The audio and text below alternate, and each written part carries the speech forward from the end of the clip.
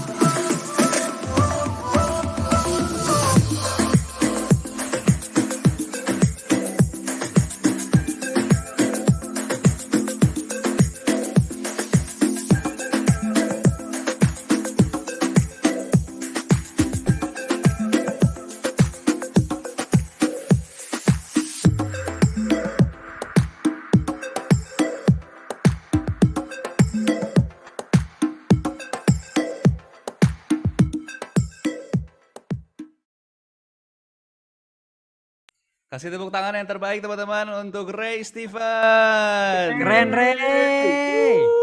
Thank you guys, thank you banget. Morning Ray. Morning. Aduh, gue tuh Mike, Bang Rehan, gue tuh tadi tuh perhatiin ya, kayaknya ada yang kurang gitu. Tahu nggak? Karena gue tuh kerjain ini tuh malam-malam ya. Jadi tadi tuh sampai malam gue kerjain kayaknya lebih lama ngerjain Sunday Punch daripada materinya. Ada yang kurang. Mana foto gue di Santorini? Oh iya bener, Ray. Mana ya? Tadi gua nggak ada ya, lihat ya. Aduh, ampun, gara-gara udah saking panas tuh handphone, tau nggak? Terus sampai nge-close sendiri. Aduh, ngulang lagi. Pokoknya gue pengen kasih yang terbaik buat kalian pagi ini, teman-teman ya. So, yang semangat pagi ini, tolong kita kasih reaction digital buat semua ikut semangat juga. Yuk. Gue Yeay. ngeliatin layar gue nih. Wow. Ih, gila nih, semangat banget nih ya. Gue jadi tambah semangat nih liatin kalian semua.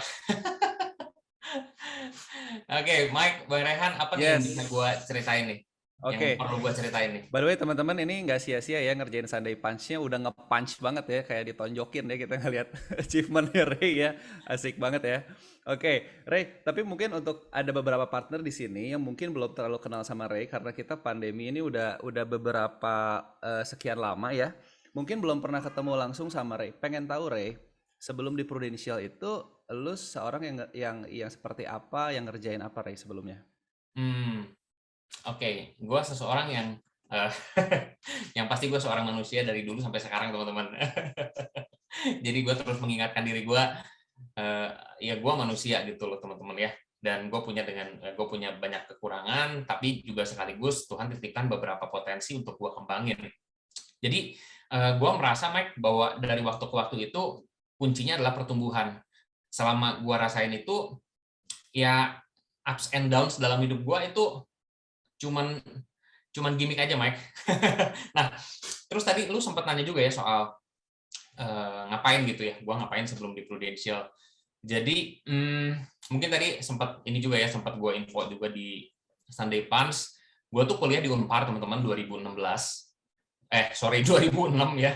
2006, terus kemudian 2010 harusnya gue lulus. Tapi karena gue sambil kerja waktu itu dan belum ngerti tentang productivity juga, belum ngerti tentang membagi waktu, time management, dan lain-lain. Akhirnya, singkat cerita, 1,5 tahun itu gue coba jalanin bareng tuh nggak beres-beres tuh skripsi gue.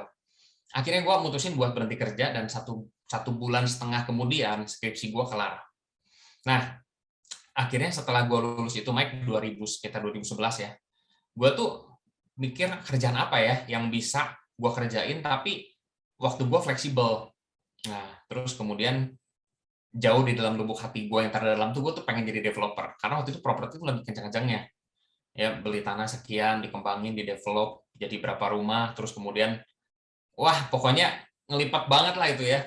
Nah, akhirnya gue konsul sama salah satu developer ya, kenalan gue. Dia bilang kalau lo mau jadi developer, better lo belajar jadi property agent dulu aja. Oke, siap. Terus kemudian gue mulai cari tahu kira-kira property agent, kantor property agent mana ya yang kira-kira cocok gitu loh.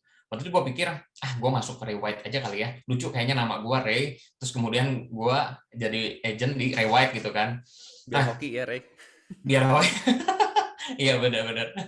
Tapi waktu gue apply, gue masukin CV gue ke Ray White, kan udah ngobrol sama prinsipalnya, udah oke, cuman ya secara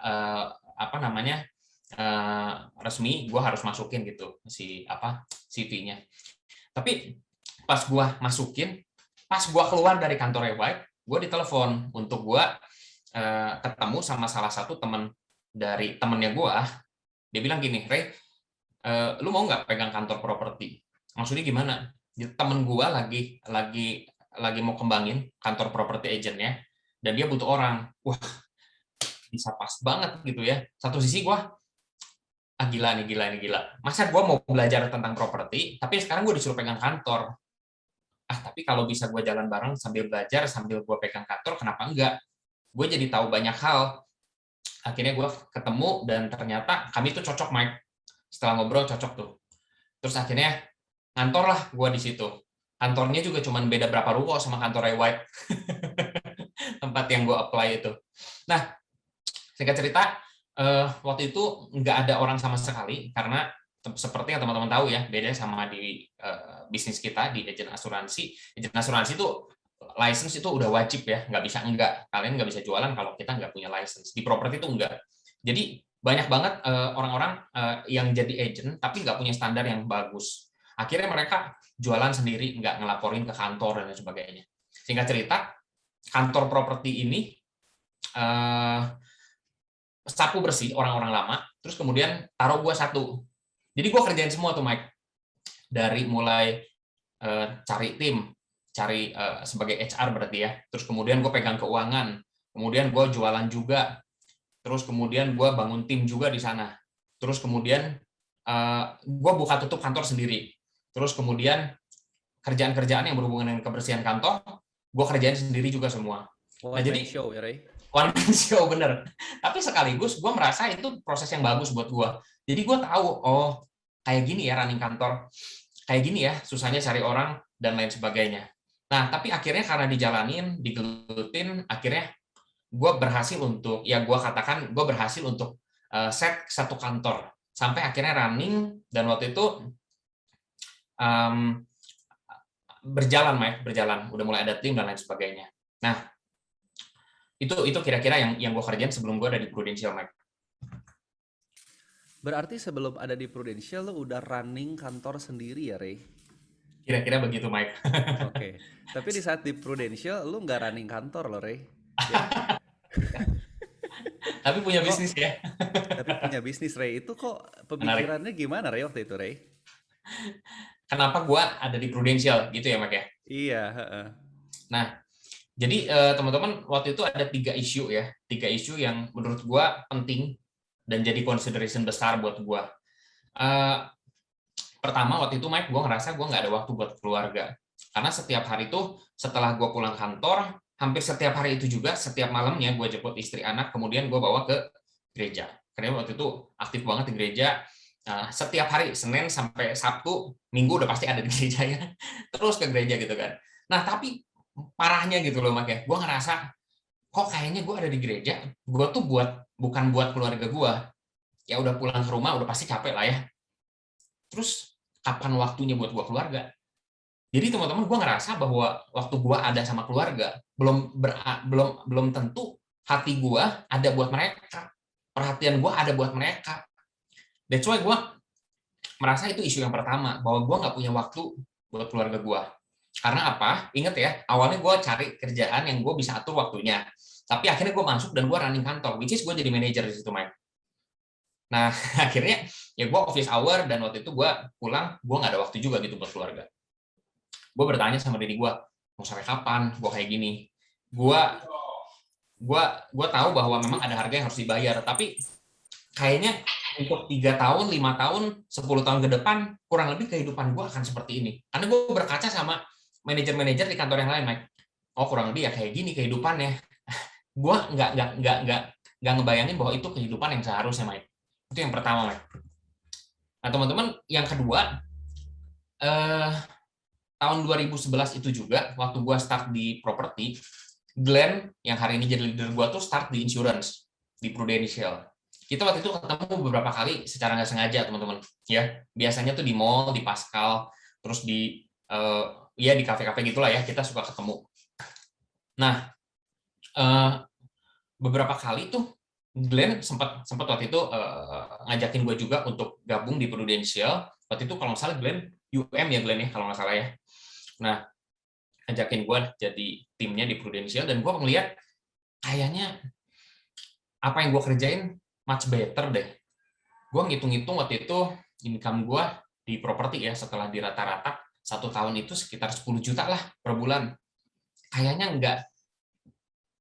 Kenapa gue harus pindah gitu loh ke Prudential? Waktu itu Glenn income waktu itu baru 4 juta waktu pertama ketemu. Terus udah gitu ketemu lagi dia jadi 6 juta per bulan.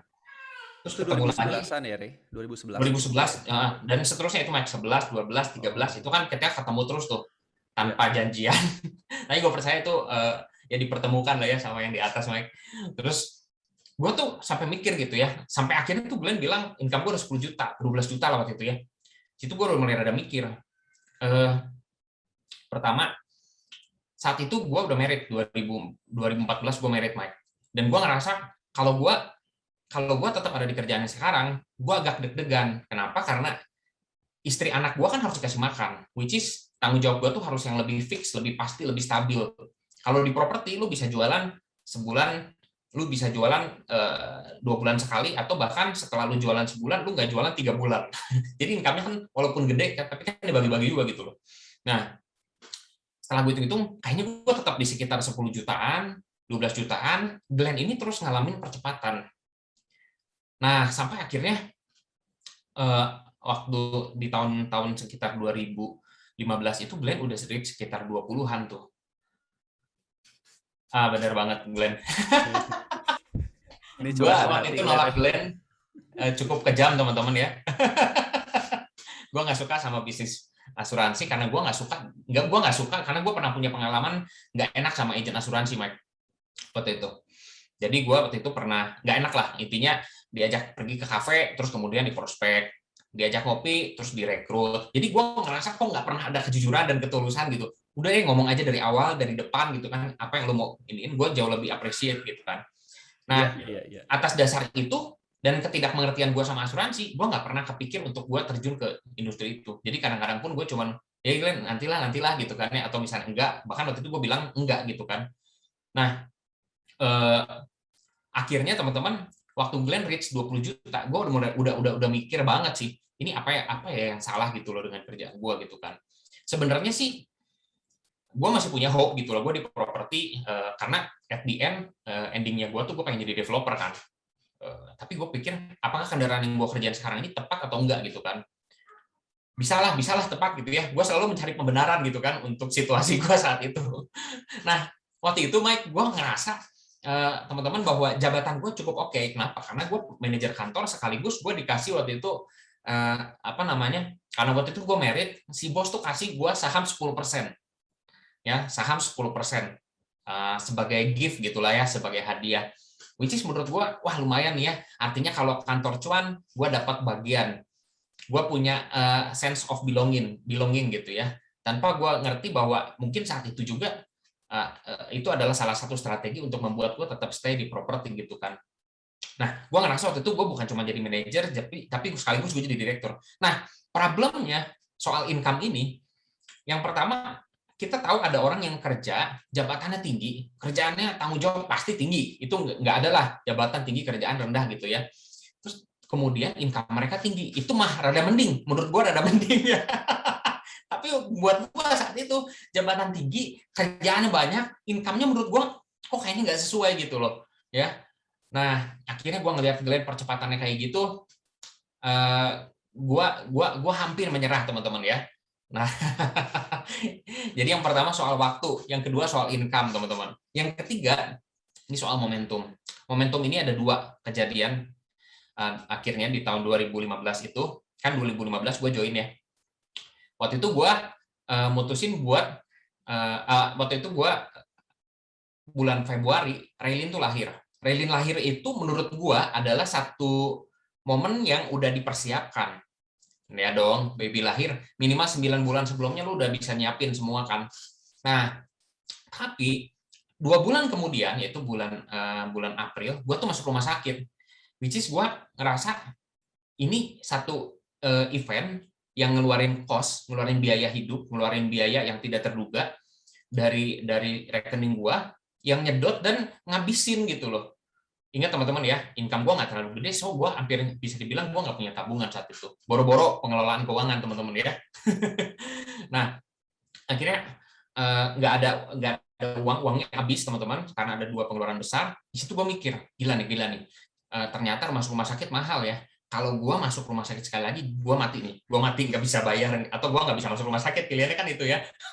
Akhirnya gue bilang ke Glenn, gue ingat sama Glenn karena waktu itu Glenn konsisten ada dalam hidup gue teman-teman. Dia ada di top of mind pada waktu gue butuh insurance.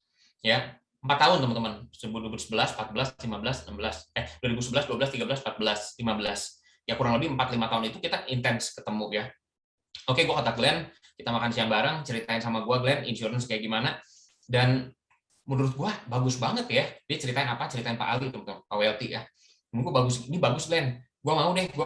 Terus kemudian Glenn kasih offer, kenapa nggak lu sekalian jadi partner di Prudential? Ini keuntungannya kayak gini. Wah, oke nih, boleh nih, gue mau deh jadi partner sekaligus. Jadi gue punya 2 keuntungan. sebagai nasabah sekaligus sebagai partner. Akhirnya 2015 bulan April waktu itu gue jadi agent, teman-teman. Nah, di bulan Desember, which is dari April ya, Mei, Juni, Juli, Agustus, September, Oktober sampai Desember itu ada satu topik yang cukup sering diangkat, dan setiap kali topik itu diangkat, gue ngerasa kayaknya kantor nggak bisa maju lebih jauh, gue pun juga stuck, si bos juga stres. Soal apa sih? Jadi waktu itu ada gap usia terlalu jauh, Mike. Beliau tuh sama gue bedanya sekitar 40 tahun. Gue waktu itu umur 25-26, beliau tuh 65-66. Jadi jauh banget ya. Nah, kalau gue apply untuk, Pak, kita coba pakai deh strategi online. Ya, strategi online. Masukin ke rumah.com, rumah 123, Lamudi, OLX, dan lain-lain. Tapi buat dia nggak kayak gitu, Ray. Masarin properti itu nggak boleh kayak gitu. Kalau kamu taruh pasang fotonya, orang lain tahu. Nanti orang lain yang tahu itu rumah siapa akan datang sendiri tanpa lewat kita. Oh, tapi gimana ya? Gue ngeliat semua kantor ngelakuin hal yang sama. Jadi akhirnya nggak ketemu tuh. Gue pikir kayaknya gue nggak bisa terus di sini. Jadi setelah bergumul, berdoa, gue nangis bareng sama istri itu berbulan-bulan ya, ini bener nggak ya gue harus pindah ke Prudential, atau waktu itu gue harus ninggalin properti dulu lah gitu ya. Akhirnya waktu itu kami ngambil keputusan bulan November, kita ngomong akhir November, bulan Desember itu Mike, waktu-waktunya gue jalanin hari-hari gue tanpa kerjaan di properti. Nah, di bulan Desember itu, Mike, sekaligus adalah bulan yang gue sering bilang itu adalah bulan titik nadir dalam hidup gue. Desember 2015. Jadi gue kehilangan semua tuh. Salary gue hilang. Properti, inventaris mobil ditarik sama kantor. Terus kemudian gue jalanin lagi hari-hari gue pakai motor. Which is, motor sih nggak masalah ya. Gue dari awal juga naik motor, dan gue balik lagi ke motor, gue nggak masalah. Tapi yang jadi masalah saat itu, gue naik motor nggak sendiri. Gue bawa istri dan anak gue. Ya, bawa istri masih bisa romantis-romantisan lah ya teman-teman ya. Tapi kalau sama anak, udah nggak lucu. Ya, anak baby umur 7-8 bulan, gue pakai motor tuh, gue ngerasa jadi papa yang paling useless. Sampai satu waktu, Mike, kejadiannya tuh ya, malam itu hujan, dan di Pasteur tuh, jalanannya cukup panjang, teman-teman tahu gue ke Gunung Batu.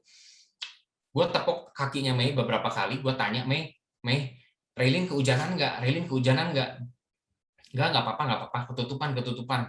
Tapi gue tahu, kalaupun dia nggak kehujanan, dingin malam itu pasti masuk lewat sela-sela jaket yang buat dia kedinginan. Wah, Mike, itu gue rasanya tuh pengen marah sama diri gue sendiri. Tapi ya udah gitu loh, akhirnya gue sampai ke rumah, mereka udah beres, mereka tidur, gue baru beres, dan gue mau masuk kamar, gue mau tidur, gue mau istirahat, perasaan gue nggak enak, dan gue ngelihat waktu itu wajah istri dan anak gue. Dalam ketidakmengertian ya, gue tahu karena Raylin masih umur sekitar 9 bulan, gue peluk dia, gue cium dia, gue bilang, Raylin, maafin papa ya, papa belum bisa jadi papa yang baik buat kamu.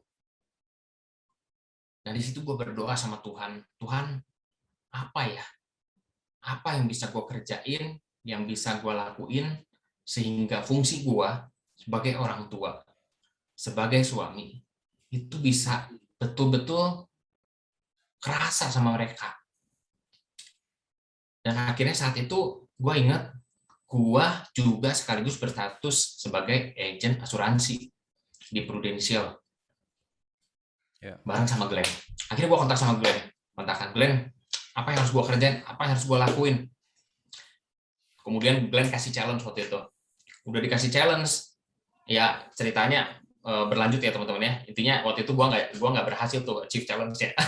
Hari ke-21 lah gue gugur ya. Waktu itu gue ingat hari Natal, gue nggak tahu mau cerita ke siapa lagi. Ya oke, itu cuman ini aja ya. Tapi waktu itu bulan-bulan yang nggak mudah buat gue. Ingat, waktu itu gue belum punya income dari Prudential, teman-teman. Desember, Januari itu gue belum ada income, teman-teman ya. Gue benar-benar seperti burung pipit yang dipelihara Tuhan lah, ya. Benar-benar Tuhan kirim ada kebutuhan demi kebutuhan yang terpenuhi.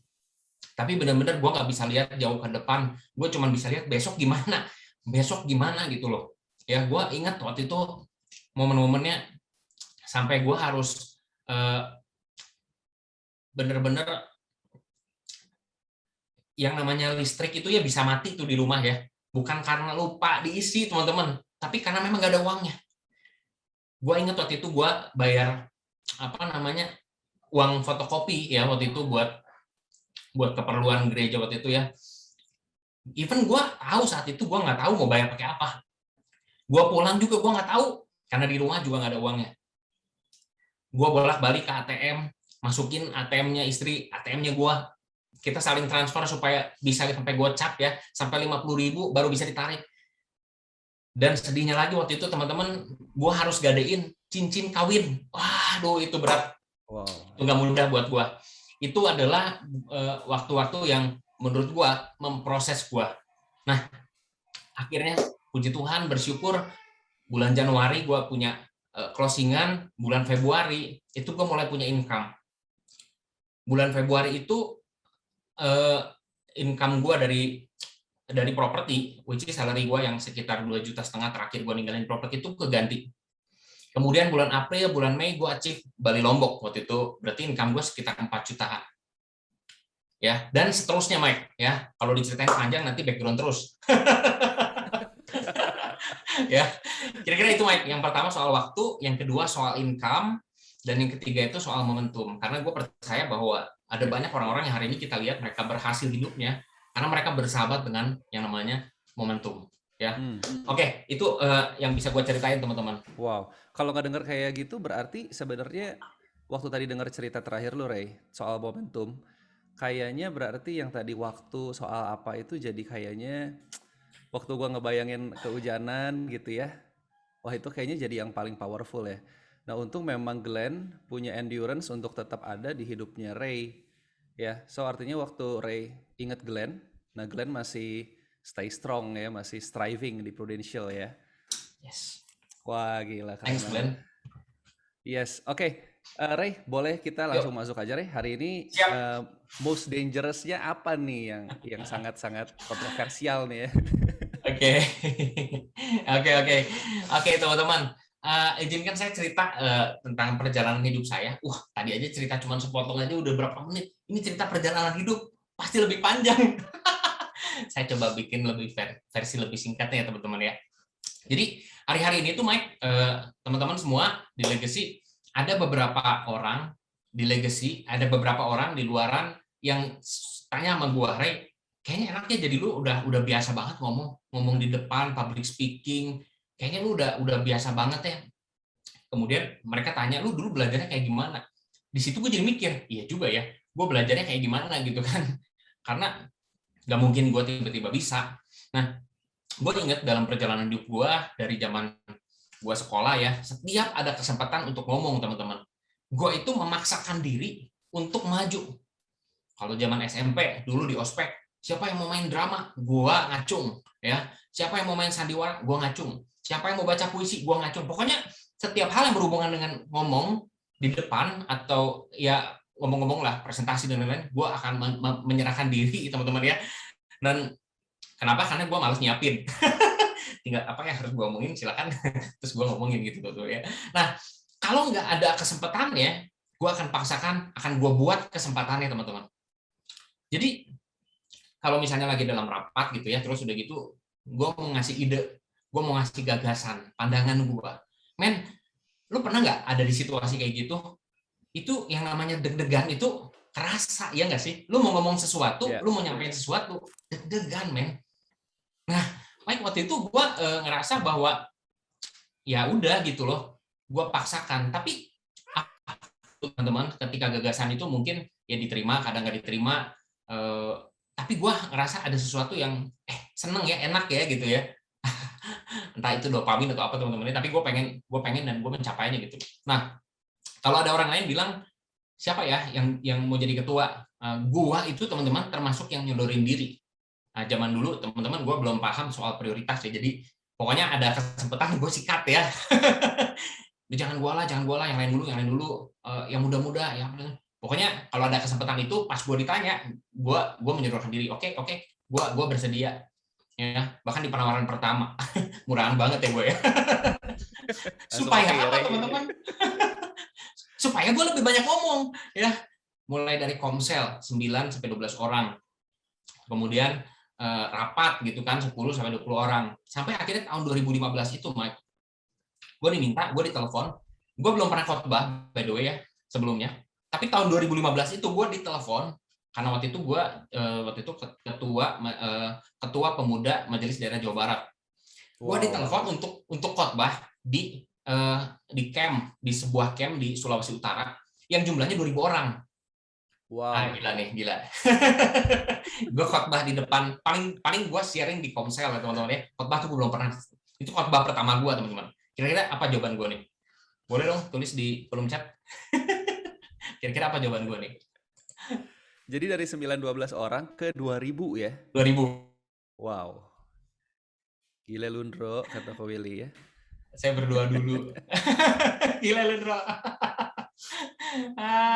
Yes, Ko Andre. Oke. Ya, siap. Bener banget. Oke. Ya, jadi akhirnya waktu itu gue berangkat ke Sulut dan dengan gemeteran, dengan ngedek-dek teman-teman ya, di hotel itu gue bolak-balik kamar, gue nyiapin materinya. Karena gue nggak tahu gitu loh, even cara nyiapin khotbah yang bener gue nggak tahu. Gue cuman ya udah just lakukan aja gitu loh. Akhirnya teman-teman gue khotbah dan selesai teman-teman ya, selesai. Dah beres gue pulang ke Bandung. Ya udah gitu loh. Kan biasanya gitu ya. Lu deg-degan gitu. Pas udah mah udah gitu ya. Biasa aja gitu kan. Nah, teman-teman, I think bahwa setiap kejadian dalam hidup gua itu sebetulnya adalah sekaligus tempat-tempat yang paling berbahaya dalam hidup gua. Yang sekaligus justru membuat gua paling bertumbuh. Makanya kenapa gue sebut our most dangerous place. Ini perlu kita pikirin teman-teman. Bahaya di mana? Bahaya ketika lu dalam situasi yang menurut lu aman, tenang, nyaman, atau sebetulnya bahaya ketika lu pergi terjun ke medan perang. Ini yang akan kita discuss, ini akan kita pikirin ya teman-teman. Kita bahas bareng pagi hari ini. Karena semua kejadian yang tadi gue ceritain itu bicara soal ketidaknyamanan. Ya. Wow. Nah, Yes. ada satu orang, Mike, ini pria Amin ini working mom, ya. Jadi kayaknya kalau ketemu Cidemi connect banget ya. dia tulis satu tulisan tentang understand what you need as a working mom. Karena dia sendiri kerja di IBM, di Nestle, dan terakhir ya bangun perusahaan sendiri, Flexible. Nah, dia bilang hal yang bagus tentang manusia ya. Manusia itu sudah dirancang sedemikian rupa, teman-teman, untuk menghindari suffer.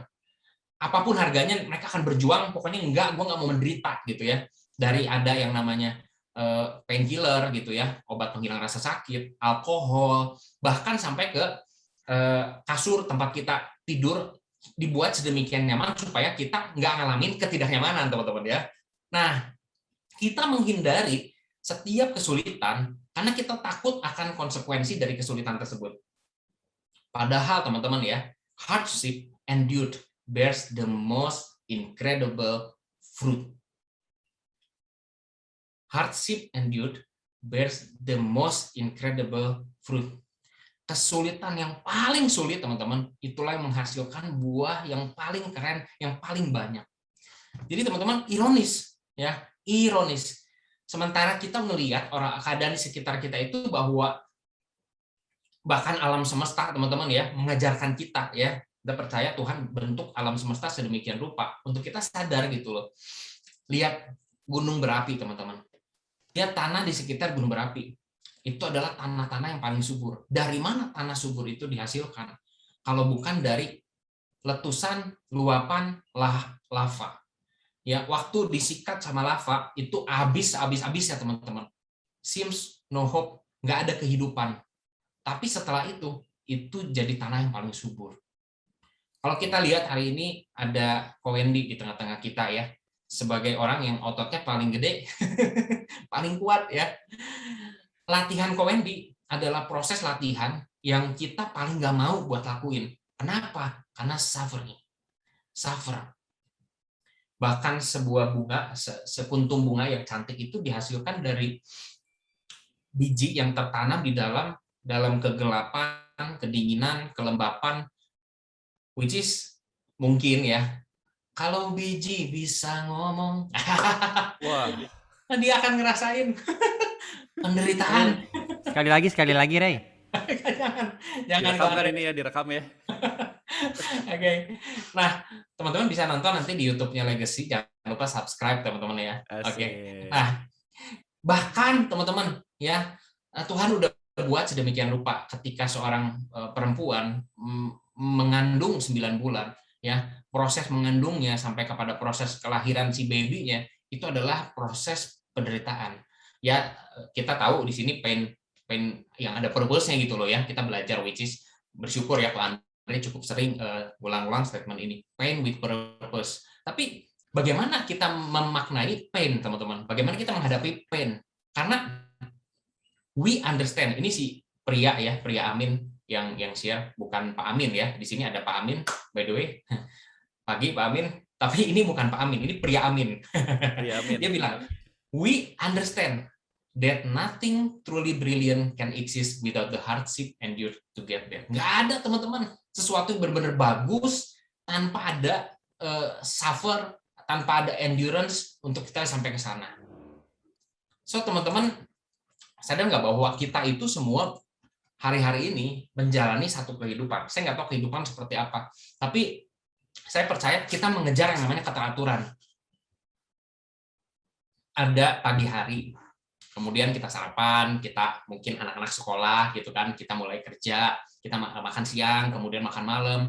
Bersyukur teman-teman ya, mungkin seminggu sekali atau sebulan 2 kali kita masih bisa rekreasi, kita masih bisa ngejalanin, ya udahlah ini hidup kok, gua hidup gitu kan ya, dalam sebuah keteraturan.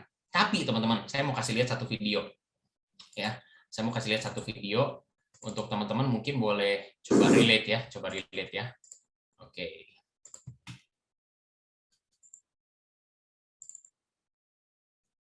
Sebentar teman-teman ya. Sorry, tadi keasikan ngomong, jadi gue belum siapin ininya. Gue cari foldernya dulu. Oke. Kalau yang bisa gue tangkap tadi adalah no pain, no gain ya. Oh, benar banget, Mike. Benar banget. Iya, memang pain itu sepaket sama gainnya, teman-teman. Jadi kadang-kadang kita pengen gainnya, nggak pengen painnya. Padahal Betul udah banget. sepaket. Oke. Thank you, Mike. Ya. Ya, videonya ya, teman-teman. 1 menit kita lihat ada apa sih ya di video ini.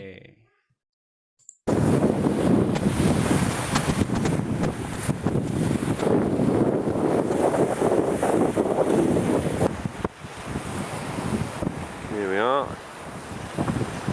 You ready, Boo? Stop the coast again. Try that on your tripod, but you get what you pay for. Absolutely useless. So I'm just going to try and be as smooth as I can.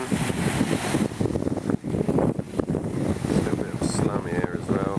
People just sort of living off what they can get off the ships in scrap. A couple of guys I met earlier.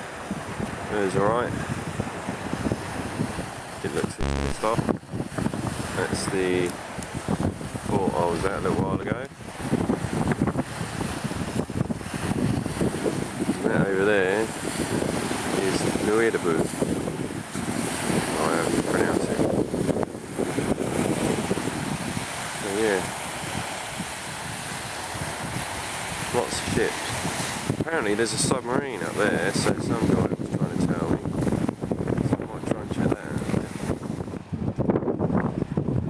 This is all the scrap they've cut up so far. Waiting for the scrap man to come along. You can see, literally just cut it to pieces.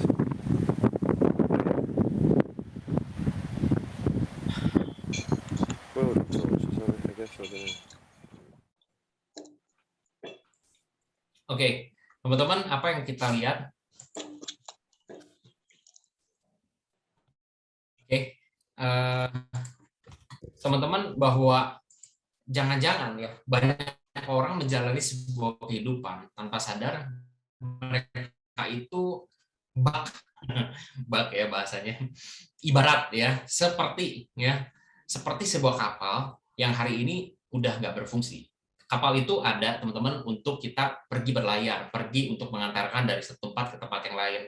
Ada submarine tadi, ada beberapa mungkin kapal perang ya. Saya lihat ada beberapa kuburan kapal ya di dunia. Ya, ada beberapa tempat dikhususkan. Dan yang tadi itu salah satunya teman-teman, cemetery-nya ya. Jadi itu yang tadi kita lihat itu salah satu itu world's largest ship graveyard ya. Teman-teman bisa search aja, teman-teman bisa lihat ya ada cukup banyak. Salah satunya itu yang tadi itu di Afrika Barat. Nah, kapal-kapal yang ada di pelabuhan ketika mereka sedang berlabuh, mereka punya jangkar. Jadi kalau ada angin, hujan, gelombang, ya mereka tetap ada di posisinya. Tapi celakanya, kalau kita terus-menerus ada dalam keadaan diam di posisi yang sama, kita bisa jadi berakhir seperti kapal-kapal yang tadi. Udah berkarat, ada yang udah dipotong-potong, bagian-bagiannya dijual, dan kita nggak pernah betul-betul berfungsi dan menjalani hidup sebagaimana seharusnya hidup itu sendiri.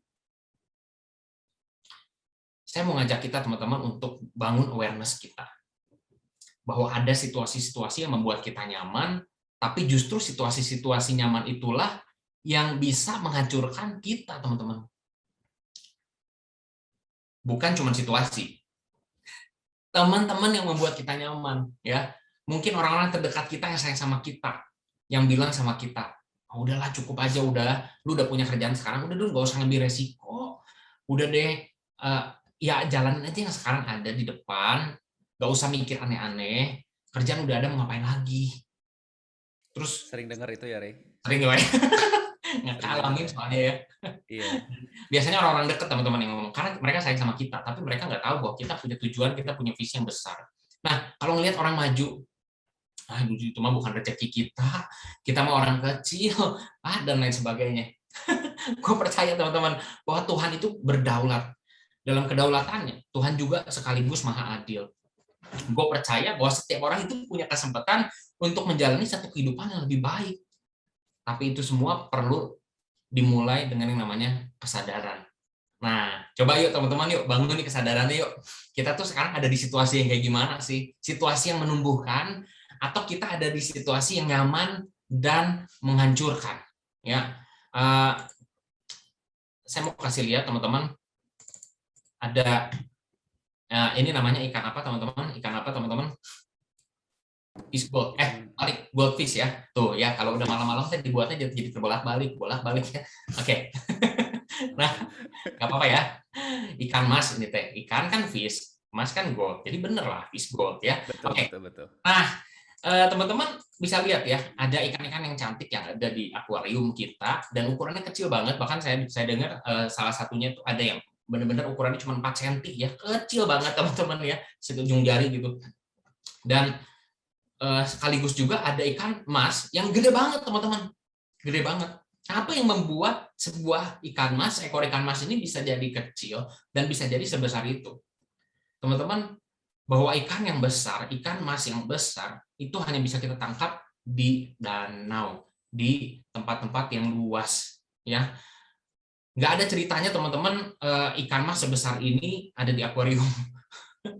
Ya, bahwa kita perlu realize teman-teman, hari ini kita bisa pilih mau ada tinggal di lingkungan yang namanya akuarium atau fish bowl, atau mungkin kita ada di kolam ikan fish pond, atau kita ada di danau yang besar, ya, danau yang membuat kita merasakan ketidaknyamanan, the most dangerous place buat fish goldfish maksud saya, dikejar-kejar sama pemangsa, nyari makanan harus usaha.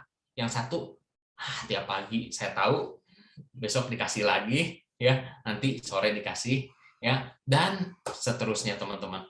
Bahwa Bill Ekstrom bilang ya teman-teman ya, ini seorang penulis buku sekaligus juga dia entrepreneur teman-teman, dia bilang what makes you comfortable will ruin you, and only in a state of discomfort can you actually grow. Jadi teman-teman, kita mau belajar dari sainsnya ya teman-teman ya, dari bukunya Bill Ekstrom tentang growth rings ya. Dia bilang kayak gini, ada 4 teman-teman ya, ada 4 cincin ya, cincin pertumbuhan ya. Dia bilang the growth rings ada 4. Nah, yang pertama itu yang paling bawah teman-teman lihat ada stagnation ya, stagnation. Di situasi ini teman-teman, stagnation ini biasanya orang itu perform rendah ya, perform kinerjanya nggak terlalu bagus, negatif growth juga, jadi cenderung turun teman-teman. Ciri-cirinya biasanya di tempat-tempat yang proseduralnya panjang, kalau mau ngapain tuh harus izin ini, izin itu, mikir ini nggak boleh, mikir itu nggak boleh, udah pokoknya kerjain aja. Dan kebanyakan kerjaannya itu kerjaan-kerjaan otot ya, dan otomatis orang-orang yang ada di sana kerja dan di konteks kerjaan ya teman-teman ya, mereka punya kreativitas rendah. Kalau kita di keluarga teman-teman, hati-hati jangan sampai keluarga kita ada di ring ini teman-teman. Anak-anak kita nggak kreatif nanti ya, buat dia mau cerita berani ya, melakukan tindakan-tindakan berani. Nah mungkin kita ada teman-teman hari ini di kerjaan-kerjaan yang job desk-nya rutin ya, setiap hari ngelakuin hal yang sama, setiap bulan siklusnya begitu. Mau ada perubahan urusannya panjang. Jadi udah akhirnya udahlah gini aja ya. Saya kenal satu organisasi teman-teman di level grassroots di akar rumput itu idenya banyak, ini harus digini, ini harus digini nih. Tapi begitu ngelihat budaya konservatif di perusahaan tersebut, maka udahlah, udah jalanin aja lah ya. Kita digaji kok gitu kan, atau misalnya yang penting jalan lah, yang penting jalan, bahasanya itu kayak gitu. Jalan sih, tapi ya stagnation gitu teman-teman ya. Performance-nya bahkan turun dari waktu ke waktu. Kemudian kita lihat yang paling atas teman-teman. Ring yang paling atas itu chaos ya. Di sini disebut state of zero ya. Jadi benar-benar titik nol. Nggak ada kontrol buat apa yang disebut input, apalagi output ya. Inputnya aja kita nggak bisa kontrol, apalagi outputnya. Ini benar-benar disebutnya pure insanity. Gila banget ya teman-teman ya. Nggak ada pertumbuhan. Biasanya ini terjadi kalau ada business merger misalnya. Ada kejadian-kejadian misalnya seperti 11 September ya. Bener ya, 11 September. 9/11 ya, di Amerika. Bener Pak Andre ya, oke. Terus kemudian ada bencana alam, misalnya waktu di Aceh, di Palu. Itu kan bener-bener, itu bener-bener zero teman-teman ya. Itu chaos terjadi teman-teman. Mungkin di awal-awal COVID, kita ngerasain chaos teman-teman. Banyak perusahaan-perusahaan ngerasain chaos. Ya, dan wajar lah akan ada kejadian-kejadian seperti ini teman-teman. Terus kemudian kita perhatikan 2 dari bawah, order. Nah ini yang kita mau bahas teman-teman. Inilah the most desirable environment. Lingkungan yang paling diharapkan, paling diinginkan. Ada keteraturan, ada ketertiban. Ya, kita tahu apa yang kita lakukan itu ngedatengin sebuah hasil tertentu. Ya, kalau gua kerja gajinya sekian. Kalau gua kerja lebih keras, ya gajinya naik sekian, ada tambahan lembu dan sebagainya. Ada impact Semuanya terasa ya, Rey? Bener Mike, bener. Terasa. Ya udahlah, kalau gua buka toko dari jam segini sampai jam segini, ya udah, gua pasti dapat segini lah, kurang lebih di rata-rata sebulan, setahun sekian, oke, udah tahu. Predictable Mike. Nah, karena bisa diprediksi teman-teman, makanya kita nyaman. Sekaligus saya mau bilang, ini yang bahaya, ya. Ini yang bahaya. Even buat teman-teman yang udah ada di Prudential, kalau kita ada di order, kita mungkin ngejalanin tahun demi tahun dengan jumlah API yang kurang lebih mirip ya, dari 2018, 19, 20, 21, 100 juta, 100 juta, 100 juta, 100 juta, 200 juta, 200 juta, 200 juta, 200 juta, nggak ada pertumbuhan. Even yang udah achieve 500 juta, 500 juta, 500 juta, tapi terus aja 500 juta teman-teman. Nggak ada pertumbuhan ya. Ini teman-teman bisa jadi udah ada di level order. Kenyamanan membuat keteraturan ini jadi berbahaya. Teratur bagus teman-teman, tapi nyaman dalam keteraturan itu yang bahaya. Sains bilang teman-teman, kalau kita melakukan sesuatu yang sama secara terus-menerus atau memikirkan sesuatu dengan cara yang sama, pada akhirnya kita akan berhenti berkembang. Saya nggak tahu apakah kita mau ada di fase ini teman-teman, tapi saya mau ngajak kita lihat satu ring, namanya ring complexity. Nah, complexity ini nothing more than change order. Hanya sebuah perubahan ya yang terjadi pada ordernya ya, pada order teman-teman ya, pada ring order. Ada perubahan ya.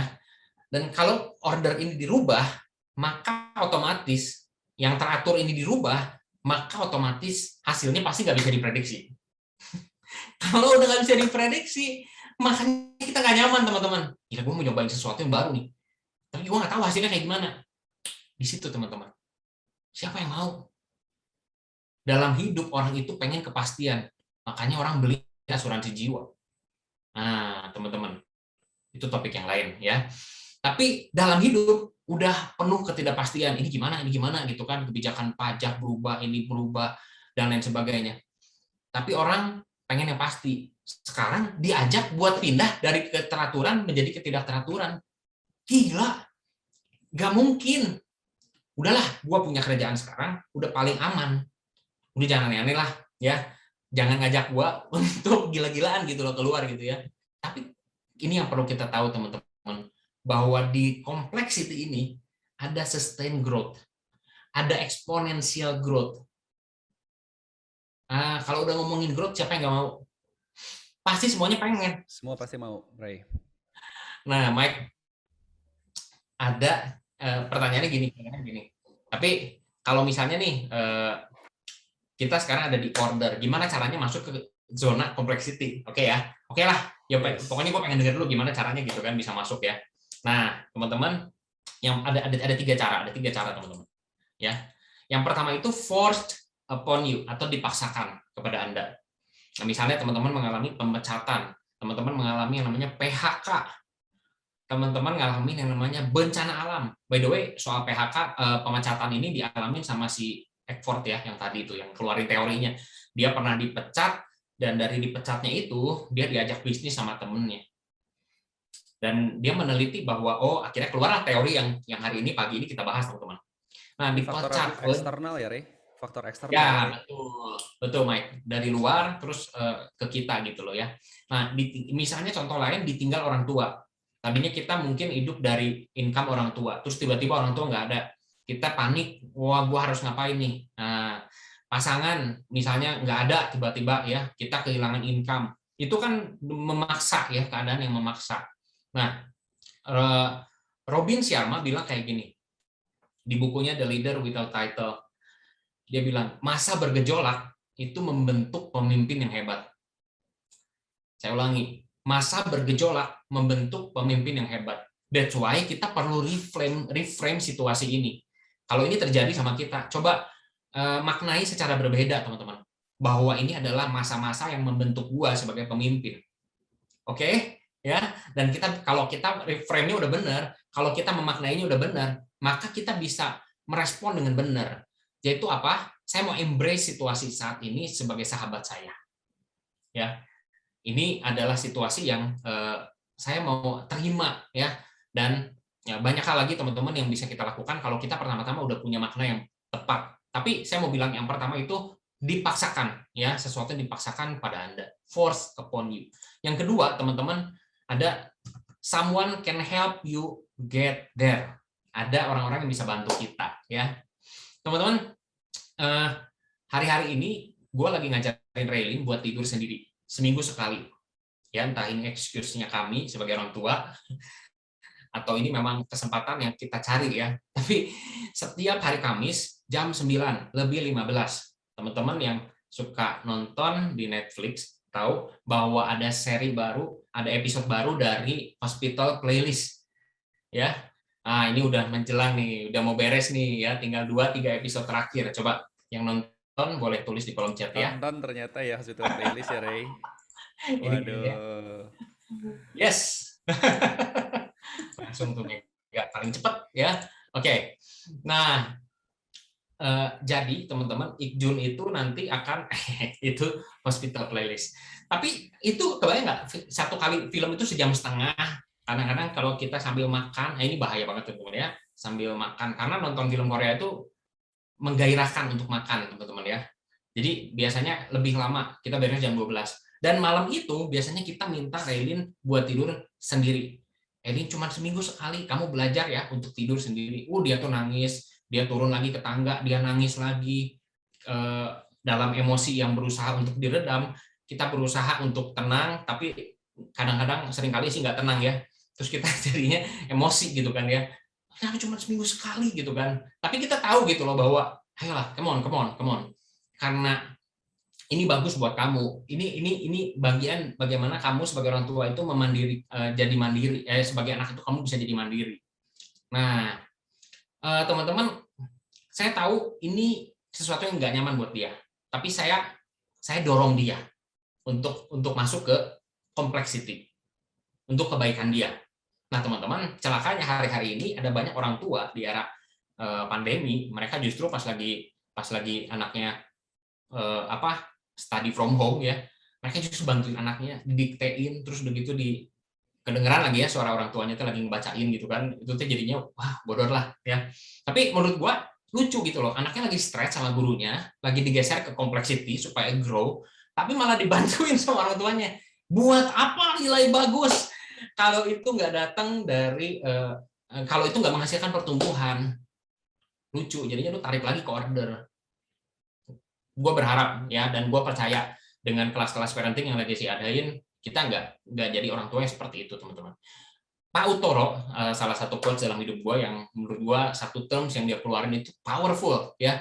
Dia bilang bahwa ego strength itu perlu di-boost, teman-teman ya, perlu di-boost.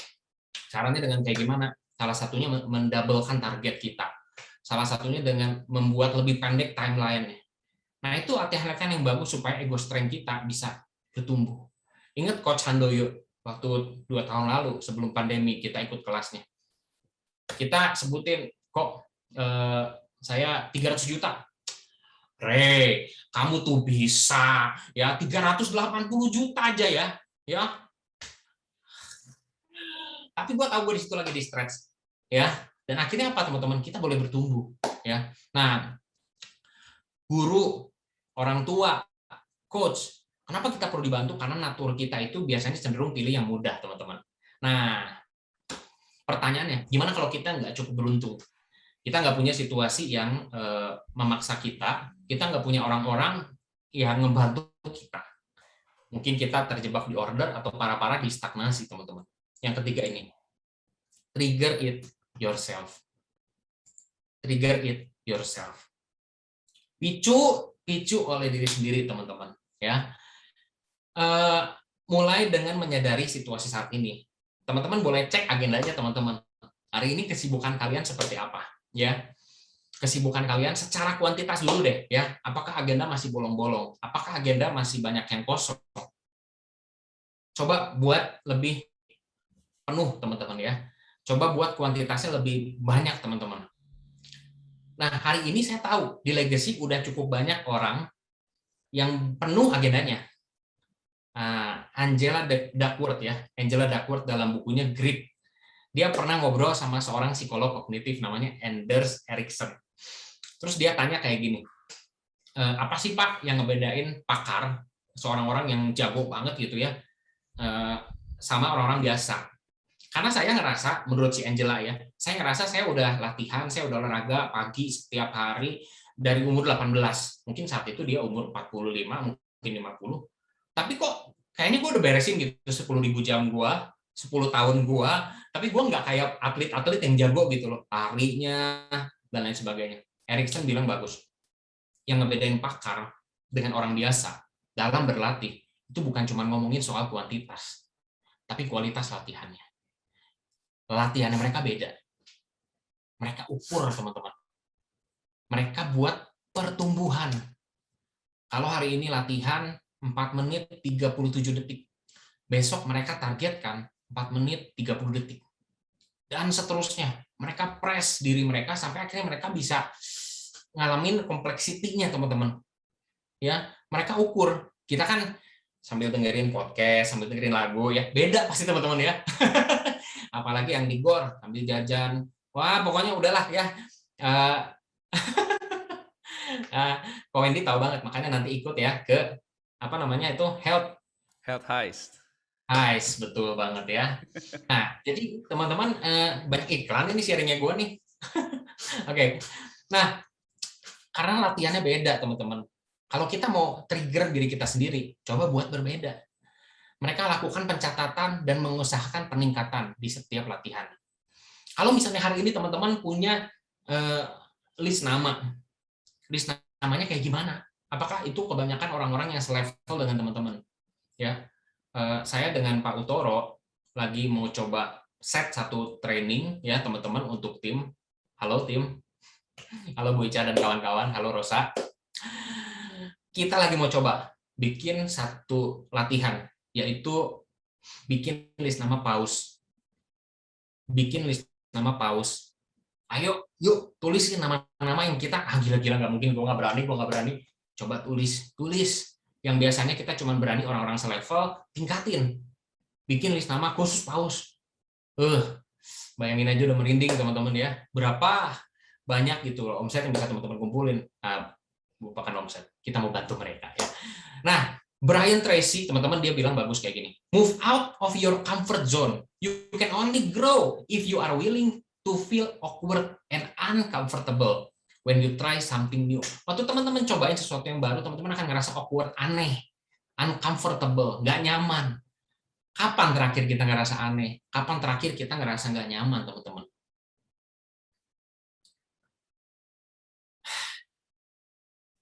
Di Jepang ada istilah, sharing saya udah mau selesai, teman-teman.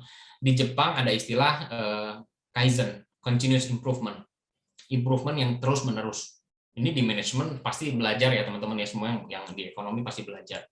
Tapi kalau buat kita hari ini adalah latihan terencana. Coba berani secara sengaja teman-teman untuk kalian lakukan apa yang paling kita takutkan. Lakukan apa yang paling kita takutkan. Kutipan ini saya ambil dari sebuah buku, di mana buku ini salah satu buku yang berpengaruh dalam hidup saya, ya, ditulis oleh seorang agent insurance dari Legacy, teman-teman. Itu ada namanya Ray di bawah, Ray. Keren banget loh ya. Oke, teman-teman, bersyukur ya di era-era ini ada kesempatan untuk saya tulis sebuah buku yang singkat, pendek, konon katanya 1 jam selesai dibaca ya. Nanti kalau teman-teman berminat, tertarik, supaya nggak perlu repot kirim satu-satu chat ke saya, nanti saya akan kirim di grup leader. Nanti kalau ada yang perlu, mungkin bisa langsung tanya ke leadernya ya. Lakukan yang paling kita takutkan. Karena apa, teman-teman? Kita pasti punya ketakutan. Nggak mungkin lah kita nggak punya ketakutan, teman-teman. Ya. Tapi kita tahu, hampiri, teman-teman. Hampiri ketakutan kita. Waktu kita sampai di titik, di batas ketakutan kita akan melihat batas yang baru. Kita akan melihat batas yang baru. Saya udah buktikan, teman-teman. Ya, waktu saya ketemu dengan salah seorang nasabah saya yang asetnya udah di atas 300 miliar, ya, saya ngerasa biasa aja tuh ketemu pengusaha-pengusaha yang asetnya 50M, 20M gitu ya. Tapi waktu saya mau ketemu yang 300 itu saya deg-degan kayak gimana, teman-teman, ya. Waktu saya ketemu sama Bro Raffi, ya, saya ketemu itu, waduh, teman-teman ya. Saya nggak bisa gambarin, teman-teman, tapi saya buat catatan di handphone saya apa aja yang saya mau tulis. Saya ulang-ulang di mobil sebelum saya turun, saya masih ulang tuh kata-katanya. Saya berusaha untuk nggak ngabisin waktu dia karena dalam benak saya dia waktunya terbatas gitulah kira-kira ya, teman-teman ya. Jadi saya berusaha untuk bisa ini loh. Udah ketemu, udah selesai pertemuan, apalagi kalau udah closing, teman-teman. Biasa aja lah, teman-teman ya. Karena apa? Karena saya sudah melampaui batas ketakutan saya saat itu. Dan saya sedang menuju ke batas ketakutan saya yang baru. Makanya saya kalau ditolak sama orang, sekarang biasa aja. Ya, adalah pastilah baper-baper sedikit ya. Tapi ya udah gitu loh, dia yang rugi gitu kan. Karena apa? Saya udah punya standar gitu, teman-teman. Bahwa ada orang-orang, problemnya bukan di saya gitu loh. Problemnya di dia. Karena saya punya tuh nasabah-nasabah yang oke, yang bagus profilnya. Dan mereka mau ngambil insurance, kalau lu nggak mau ya problemnya di lu gitu loh. Ya. Nah, itu enak tuh, Mike. Ya. Nah, hari ini lu coba cari, teman-teman. Coba ya temukan, hampiri batas ketakutan-ketakutan lu. Senin ini, teman-teman ya. Senin ini. Dan Mike, lu tahu lagu yang liriknya What doesn't kill you makes you stronger. Nah, itu siapa yang nyanyi, Mike? Gak tahu, Ray. ya. Kemarin juga gue baru nyari-nyari lagi, teman-teman ya. Karena ada dua orang yang ngeluarin kutipan yang sama. Satu dalam bentuk lagu, namanya Kelly Clarkson, yang ya mungkin juga dinyanyikan sama beberapa singer yang lain. Tapi ada seorang filsuf ya, gua rasa ini orang Jerman ya, namanya Friedrich Nietzsche ya. Ternyata dia yang duluan tulis ya, what doesn't kill you makes you stronger. Jadi ya udahlah, selama lu masih hidup, semua ketakutan, semua penderitaan, semua ketidaknyamanan itu hanya akan membuat lu jadi lebih kuat. Ya. Terakhir gue cuma mau bilang bahwa ketakutan kita, berdamailah dengan ketakutan kita, teman-teman. Bicaralah dengan ketakutan kita, ya. Gue suka ngebayangin ya, mungkin karena gue juga cukup sering ngelakuin yang namanya journaling ya. Jadi gue suka explore dari situ, teman-teman ya. Gue merasakan ada pertumbuhan kekuatan dari ketakutan, ada pertumbuhan kekuatan, teman-teman. Kekuatan yang nggak pernah kita dapetin dalam situasi aman, kekuatan yang tidak pernah kita pikirin, kekuatan yang cukup untuk mengantarkan kita ke goals kita.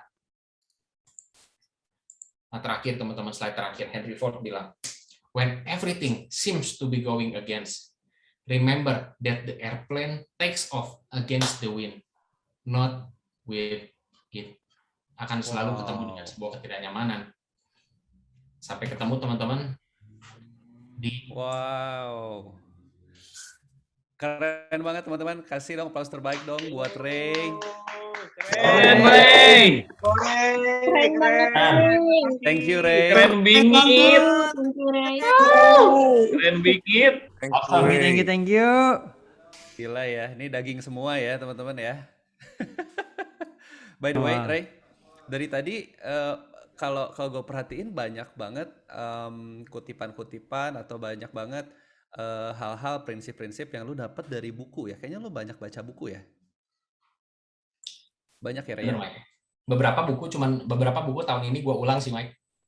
Diulang, Ray? Oh gitu. Oke. Dan ternyata memang benar di bisnis ini kita ini berbisnis ya, Ray ya.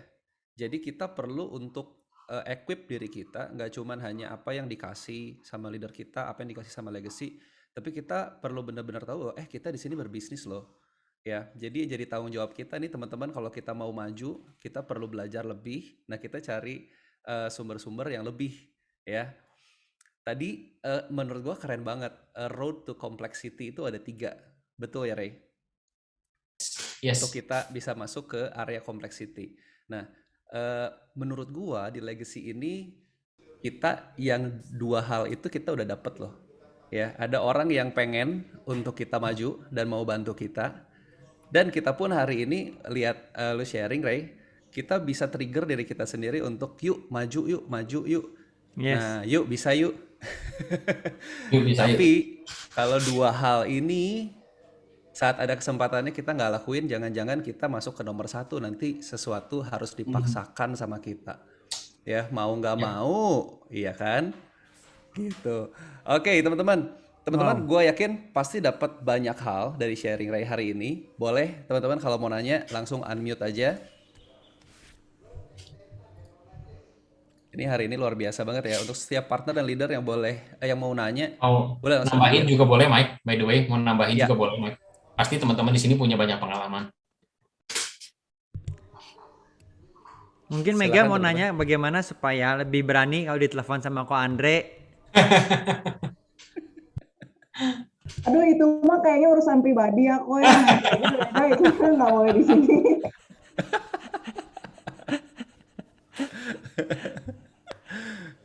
Oke.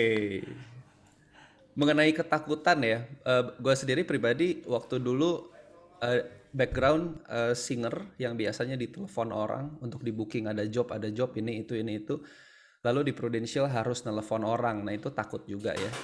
Takut ditolak lah, takut apalah, segala macam. Nah, mungkin teman-teman partner ada yang merasakan ketakutan yang sama, mungkin ngerasain ini satu hal yang gue belum bisa breakthrough nih. Boleh bertanya atau boleh sharing juga sama kita hari ini? Ada pertanyaan, Mike, dari Koko Willy, Mike. Boleh dong. Oke. Ray. Iya, Bung Ben. Bung Ben ya. Ray, ketakutan terbesar apa yang pernah Ray alami Dan saat ini kan tadi kalau lagi upgrade ketakutannya, apa yang sekarang Ray lagi hadapi gitu, ketakutan apa yang sekarang lagi Ray upgrade Wow. gitu. Dan gimana Ray bisa mencoba untuk melewati itu, Ray. Good question, Bung Ben. Benar-benar mengeksplor sekali ini Bung Ben. Bagus banget, Bung Ben. Udah ini Iya. Bung Ben yang cerita gantian, Ray. Iya kayaknya ya. Dekat gitu. Oke. Kalau ditanya sebenarnya ketakutan apa? Ini mungkin nyambung juga sama yang tadi Ko Willy tanya juga ya di grup ya. Teaser buku. Karena isi buku ini adalah isi sebenarnya apa yang gue takutin juga teman-teman ya. Gue di situ di buku itu gue tulis ada takut gagal, takut sukses, takut penolakan, takut berbeda, dan takut tidak mampu. Setiap orang mungkin punya ketakutan-ketakutan ini kuat di beberapa area ketakutan. Tapi buat gue pribadi itu takut penolakan ya Mike, Bung Ben yang paling kayaknya gue banget lah gitu ya. Dan ini yang justru menjauhkan gue dari goals gue, Bung Ben. Kalau gue takut ditolak, even gue seringkali nggak berani buat mencoba. Padahal mungkin waktu gue coba, orang mah biasa aja atau enggak, bisa jawab iya atau enggak gitu kan. Apalagi kita hari ini udah disediain HO gitu kan, handling objection. Ya udah kita masih bisa kasih gitu kan. Tapi ada loh ketakutan itu dalam diri gue. Setelah gue coba buat analisa lagi, oh memang kecenderungan gue sebagai orang intim, gue tuh haus akan penerimaan orang. Makanya gue paling takut ditolak. Nah jadi yang menurut gue start dari awareness itu sih Bung Ben, dari ketakutan apa yang thank you Bung Ben ya ingetin lagi tentang ketakutan gue, bahwa ya gue perlu mulai berani untuk meminta sesuatu ya. Ada banyak hal yang kita nggak dapetin karena kita nggak minta. Sejauh kita minta dengan sopan, dengan benar, kita nggak lagi ada di bawah bayang-bayang asumsi. Mati orang di dalam asumsi-asumsinya ya. Kira-kira itu Bung Ben, dan hari ini juga saya akan coba untuk explore lagi dan coba berdamai lagi dengan ketakutan saya. Thank you, Ray. Sama-sama. Oke, jadi tadi ada hubungannya dengan lo orang intim ya, Ray? Yes, betul banget, Mike. Oh, oke. Iya. Nah, Ray, gue juga pengen nanya, Ray. Berarti ketakutan itu bagus atau jelek, Ray? Karena kalau, ya maksudnya umumnya orang ngerasa sebuah ketakutan akan sesuatu itu atau tadi ya, dari order ke complexity, ke chaos, ke hal-hal yang nggak pasti, itu kan nggak enak banget ya. Dan kebanyakan orang nggak mau gitu ya. Kalau menurut lu berarti ketakutan itu bagus atau jelek, Ray?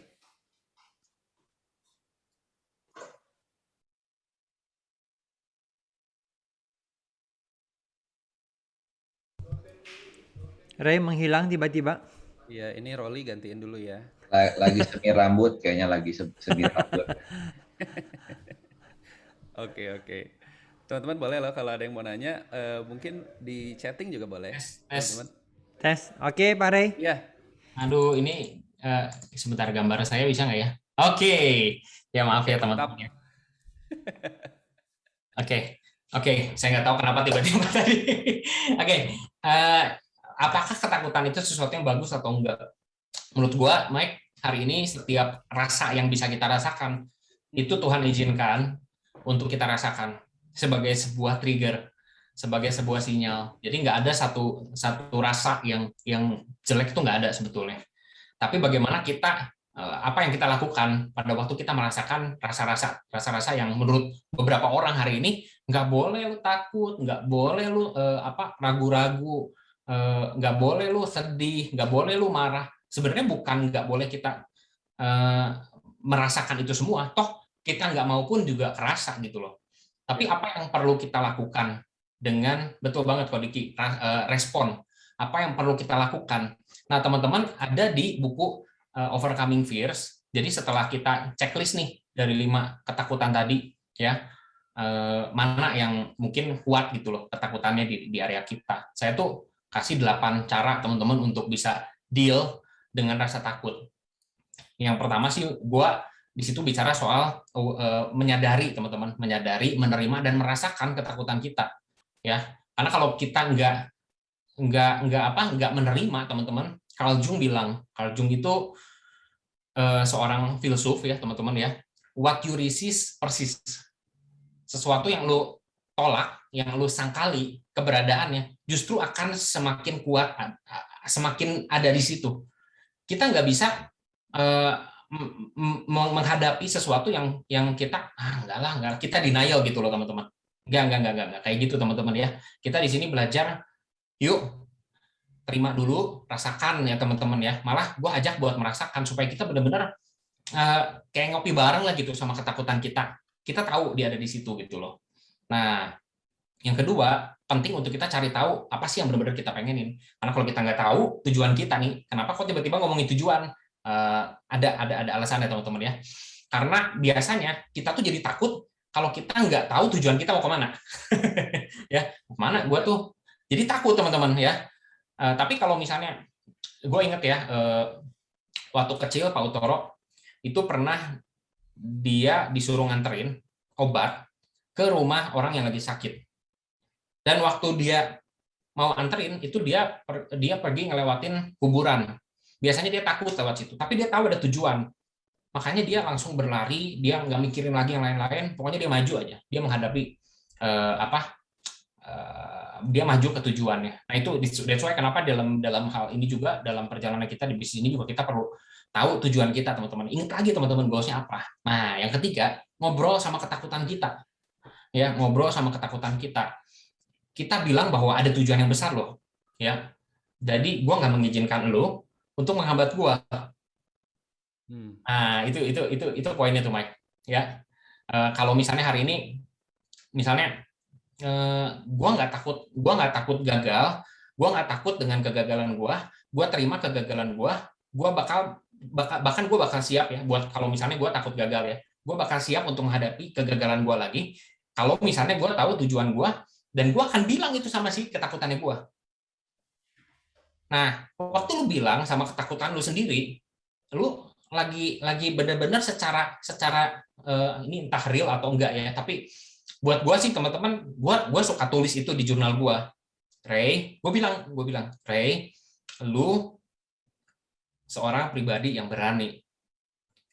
Tapi gue tulis juga bahwa saat itu gue sedang takut ini, bahwa gue seorang yang berani dan gue tidak mengizinkan ketakutan gue bla bla bla bla bla bla. Nah, itu selalu gue kasih tahu kayak gitu. Yang keempat, gue cari tahu apa yang gue nggak tahu. Nah, biasanya kita tuh jadi takut karena kita nggak tahu. Ya, teman-teman, paling gampang mah bayangin aja lagi mau ujian lah, ya. Teman-teman tahu jawabannya mah pasti teman-teman nggak takut. Ya, nggak tahu jadi takut, ya. Oke, jadi cari tahu apa yang teman-teman perlu tahu. Ya, kalau misalnya teman-teman nggak tahu hari ini dia mau atau enggak dengerin lu cerita, ya cari tahu, tanya sama dia, lu mau nggak dengerin gua cerita, ya? Oke. Betul. Jadi nggak takut lagi kan, teman-teman, ya. Ketakutan itu adalah ilusi, sekaligus ekspresi dari ketidaktahuan kita, Mike. Nah, itu cari mentor dan komunitas, ya, cari mentor dan komunitas. Teman-teman, kita udah nggak mau bahas ini, ya. Kemudian yang keenam, miliki perpustakaan pribadi. Menurut saya kebiasaan baca buku itu membantu saya, teman-teman, ya. Jadi kalau misalnya teman-teman mau melatih diri untuk deal dengan ketakutan teman-teman, baca buku deh, ya. Ada banyak kok buku-buku yang bisa membantu kita, ya. Karena prinsipnya sederhana. Kalau lu ketemu sama mentor setiap hari, mungkin oke. Lu ketemu sama komunitas setiap hari, mungkin oke. Tapi kalau lu nggak bisa lakukan itu semua, lu bisa ketemu dengan buku. Which is buku itu jadi mentornya gua, dan itu bisa gua lakukan setiap hari. Yang ketujuh, lakukan apa yang paling kita takutkan. Ini tadi udah gua bahas, ya, teman-teman, ya. Hampiri ketakutan kita, teman-teman. Yang kedelapan, kita perlu mendasari semua dengan kasih. Karena di dalam kasih itu nggak ada ketakutan. Kasih itu mengalahkan ketakutan. Kasih itu konteksnya memberi, teman-teman, berkorban. Ya, kalau misalnya kita fokusnya mau ngasih, kita nggak mungkin gagal, teman-teman. Bagaimana lu bisa gagal memberi? Tapi kalau misalnya lu fokusnya meminta, nah lu bisa gagal, lu bisa ditolak, istilahnya gitu, ya, teman-teman, ya. Tapi kalau lu memang fokusnya ngasih, memberi, maka menurut gua kita nggak bisa gagal. Dan itu datang dari hati kita, di mana di dalam hati kita itu sendiri sumbernya udah jelas, teman-teman, ya. Kalau kita hari ini percaya ada Tuhan yang kita hari ini percayai, ya itulah yang menjadi sumbernya kita, teman-teman. Sumber kita untuk kita bisa mengasihi. By the way, kayaknya gue udah kasih semuanya nih ke Willy bukunya. Jadi teman-teman nggak perlu baca lagi nih, jangan-jangan nih. Ya nggak apa-apa lah ya. Yang penting 85 peserta hari ini boleh jadi tambahan subscriber di YouTube saya. Asik. Subscribe di sini ya. Nyalakan lonceng ya. Thank you Ray. Artinya ketakutan ini kita bisa pakai ya. Bahkan kalau Ray ketakutannya diajak ngopi bareng loh teman-teman. Ya. Kalau kamu ngajak ngopi siapa hari ini ya kan? Nah kalau Ray ngajak ketakutannya ngopi bareng. Diidentifikasi Ray ya. Dan Iya. maksudnya kita perlu jujur sama diri sendiri ya. Soal ini ya. Yes. Wih deep banget Wow. loh. Ini hari Senin yang luar biasa. Teman-teman kalau Mike. nggak ada. Ya Keren banget ya Mike ya. luar biasa kok Andre. Gila banget sih pagi hari ini. Keren, pisan. Keren pisan ya. Teman-teman boleh dong sekali lagi kasih applause dong buat Ray. Yes. Plus loh ini ya. Gila, luar biasa. Makin bijak memang Ray. Keren, Ray. Makin ubana semakin bijak. Nanti minta ke leadernya masing-masing ya. Ray nanti akan share yang tadi overcoming fears ya, teman-teman. Oke, Wow. Ko Andre boleh Ko Andre untuk Mike, closing statement-nya. Benar-benar the deep calling the deep ya. Orang yang mengalami punya dalam, berhasil dalam itu akhirnya memanggil orang lain untuk punya kedalaman yang sama gitu ya Mike ya. Yes, Ko Andre. Jadi thank you loh Ray. Karena isu soal penerimaan itu research after research bilang bahwa mungkin kebutuhan kedua terbesar manusia, bahkan ketakutannya pun kedua terbesar, yaitu ketakutan tidak ada penerimaan. Jadi kalau hari ini Ray berhasil gitu ya menggolkan di gol yang tepat sekali, apalagi di bisnisnya kita Mike, gue pikir Ray bahwa bisnisnya kita berhubungan banget sehari-hari sama yang namanya penerimaan. Oke, kita dibayar mahal untuk kita benar-benar berhasil mengalahkan penerimaannya kita nih. Oke, bahwa penerimaannya kita bukan dari orang lain. Akhirnya penerimaannya kita bukan dari sekeliling kita di awal-awal. Tapi kita tahu bahwa kita ini berharga, bahwa kita ini diterima. Apapun yang kita lakukan, pencipta kita menerima kita. Nah, sense penerimaan itulah yang bikin kita solid tuh, Mike. Ya Ray ya. Waktu kita ketemu orang dengan cara pandangnya mereka, waktu kita belum nelfon, kira-kira nih orang mikirnya apa ya? Nah, kalau kita secure, kita solid, kayaknya itu peperangan udah 50-60% dimenangkan gitu ya. Yes. Gitu. Bahkan kalau teman-teman yang suka dengerin yang namanya Global Leadership Summit, oke, itu ada podcastnya. Jadi mungkin boleh dibilang podcast leadership terbesar kali ya, pembicaranya yang paling hebat yang ada di worldwide lah kalau saya boleh bilang, itu namanya GLS, Global Leadership Summit. Nah yang menarik adalah sebelum dia sharing soal siapa yang jadi speakernya hari itu, ada sebuah intro. Oke, saya mau coba teman-teman yuk pasang speaker yang paling besar. Oke, ini ada voice note-nya aja, jadi saya recording aja dari GLS. Teman-teman kita dengerin bareng ya. Ini cuma lagunya aja, cuma suaranya. Tebak ini lagu siapa pertama. Oke, yang kedua setelah tebak lagunya ada statement dari seseorang yang menurut gua sangat related sama apa yang Ray ceritain sebentar ya. Dapat OVO kan, Andre?